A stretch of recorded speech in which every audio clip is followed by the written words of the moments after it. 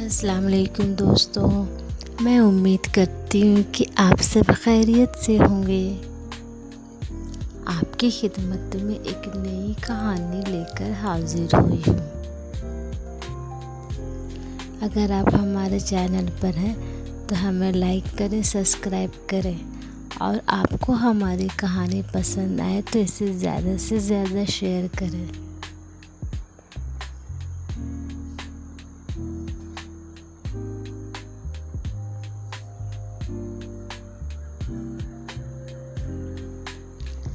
एक दफ़ा की बात है, जंगल में दो शिकारियों ने चीते को देखा और वो उसका पीछा करने लगे। चीता उनसे जान बचाकर भाग रहा था, लेकिन शिकारी जवान और ताकतवर थे। वो बहुत तेज दौड़ रहे थे। चीते ने सोचा, शिकारी मुझे पकड़कर मार डालेंगे, मैं क्या कर सकता हूँ।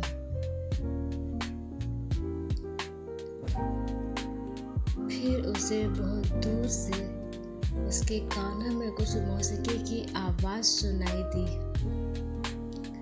एक किसान अपने खेत में हल चला रहा था।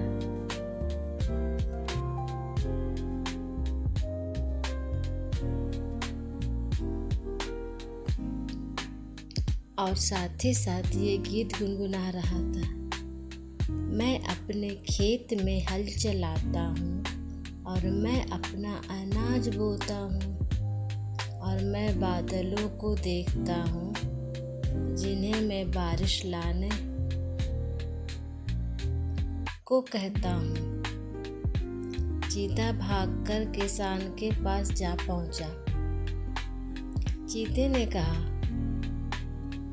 बराए करम मेरी मदद करें। शिकारी मेरा पीछा कर रहे हैं, वो मुझे पकड़कर मारना चाहते हैं। किसान ने जब चीते को देखा, पहले तो वो डर गया, फिर जब उसकी बात सुनी तो उसको उस पर तरस आ गया। उसने कहा, आप मेरी अनाज की कोठरी में छुप सकते हैं। चुनांचे किसान की बात सुनकर चीता छलांग लगाकर किसान के अनाज की कोठरी में घुस गया। वो बहुत ही खामोशी से बैठा सब कुछ देख और सुन रहा था। जल्द ही शिकारी किसान के पास जा पहुंचे।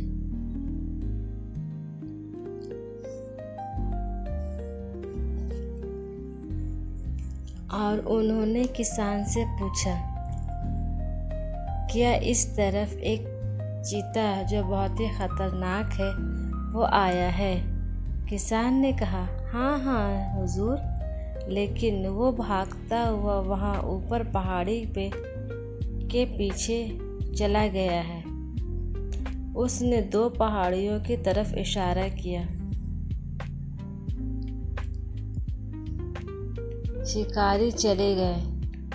शिकारी के चले जाने के बाद चीता अनाज की कोठरी से बाहर निकल आया। उसने अपना मुंह खोला, किसान को अपने लंबे और नुकीले दांत दिखाया और कहने लगा, ऐ किसान, मेरे लिए एक भेड़िया ला के दो, मुझे भूख लगी है। किसान बहुत ही हैरान व परेशान हो गया। उसने कहा, नहीं, मैं कोई अमीर आदमी नहीं हूँ, मैं तुम्हें भेड़ नहीं दे सकता। चीते ने कहा, फिर मैं तुम्हें खा लूँगा। किसान गुस्से में था। उसने कहा, मैंने तुम्हारी जान बचाई तुम मेरा शुक्रिया क्यों नहीं अदा करते? तुम मुझे क्यों मारना चाहते हो? चीते ने कहा, मुझे भूख लगी है, मुझे खाना चाहिए। किसान ने कहा, रुको चीते, मुझे मत मारो। मैं जानता हूँ तुम भूखे हो और तुम खाना चाहते हो, लेकिन मैं एक खुशहाल आदमी नहीं हूँ, फिर भी मैं जीना चाहता हूँ। शायद तुम ठीक कह रहे हो, तुम्हारी भूख मुझसे ज़्यादा अहम है, लेकिन शायद मैं भी ठीक कह रहा हूँ। चलें एक जज को ढूंढते हैं, हम किसी जज से फैसला करवाएंगे। चीते ने कहा, ठीक है, हम आपके बैल से पूछ ही लेते हैं। किसान ने बैल का हल खींच रहा था। चीते ने उससे कहा,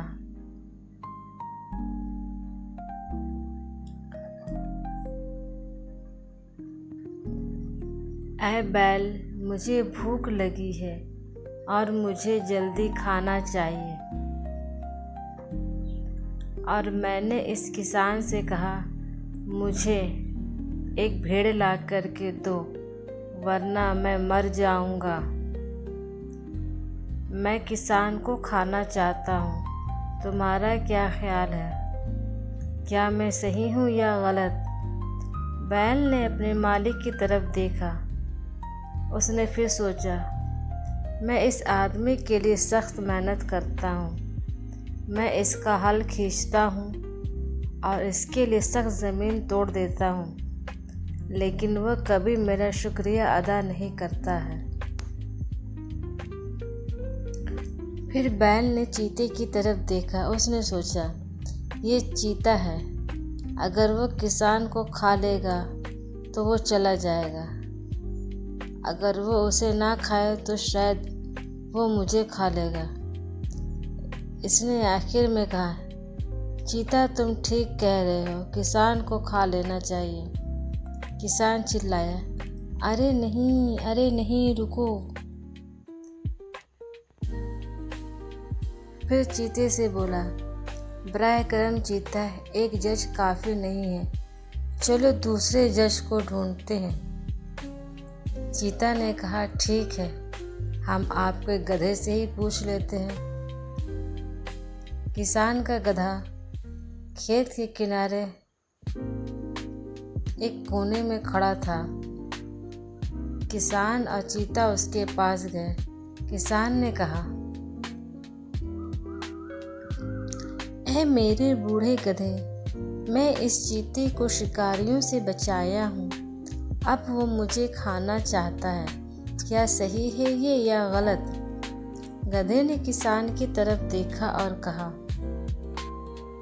मैं अपने आका को बचाना चाहता हूँ, मैं अपने आका को बचाना नहीं चाहता। वो मेरी पीठ पर भारी बोझा डालता है और मुझे अपने बड़ी और मोटी छड़ी से मारता है। मैं इसके लिए काम करता हूँ और वो कभी मेरा शुक्रिया अदा नहीं करता। फिर उसने चीते की तरफ देखा। चीता का मुंह खुला हुआ था और दांत नजर आ रहे थे। गधे ने चीते की बड़ी दांत और उसकी सो जुबान देखी तो सोचा, मैं नहीं चाहता हूँ कि चीता मुझसे नाराज़ हो। आखिर गधे ने कहा, चीता तुम ठीक कह रहे हो, तुम भूखे हो और तुम किसान को खा सकते हो। किसान ने फिर चिल्लाया, नहीं, एक शख्स से और पूछता हूँ, देखो लोमड़ी वहीं खेत के दूसरी तरफ है, हम जाकर उससे पूछेंगे। चनांचा चीता और किसान लोमड़ी के पास जा पहुँचे। किसान ने कहा, लोमड़ी बराए करम हमारी बात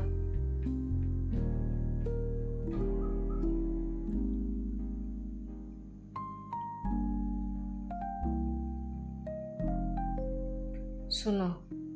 दो शिकारी चीते का पीछा कर रहे थे, लेकिन मैंने इसे अपने अनाज की कोठरी में छुपा दिया है। मैंने इसकी जान बचाई।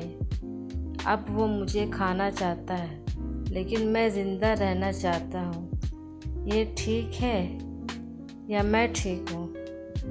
बराए करम फैसला करने में हमारी मदद करें। लोमड़ी ने एक लम्हे को सोचा, फिर उसने इस आदमी की तरफ देखा और कहा, मैं समझती हूँ तुम सिर्फ एक आदमी हो।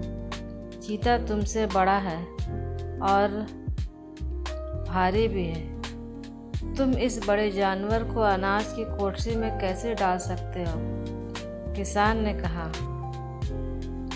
वो अपने आप अंदर कूद गया था।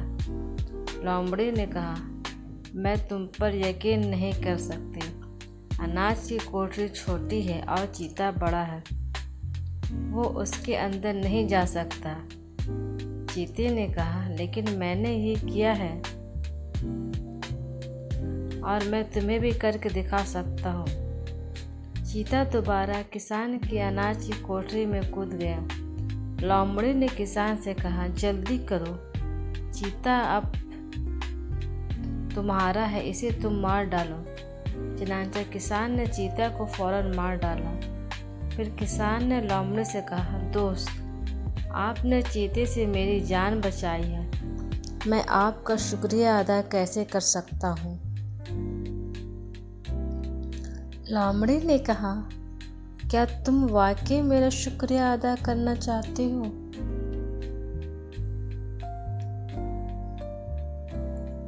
तो फिर ठीक है, आप मुझे अपना मुर्गा दे दो।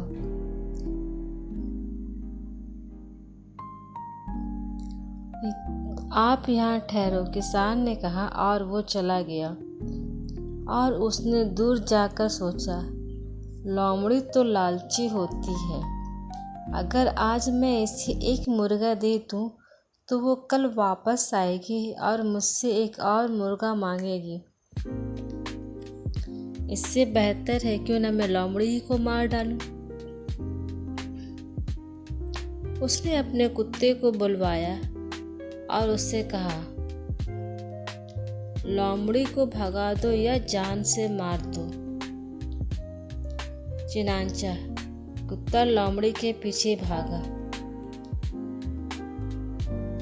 और उसे भगाने की कोशिश की और थोड़ी दूर जाकर लोमड़ी को मार डाला।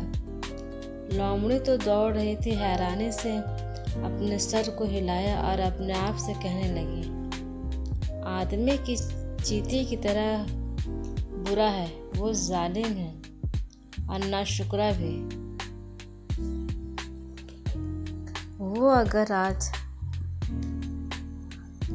इस इंसान की जान ना बचाई होती तो शायद जिंदा रहती, मगर अब क्या फ़ायदा।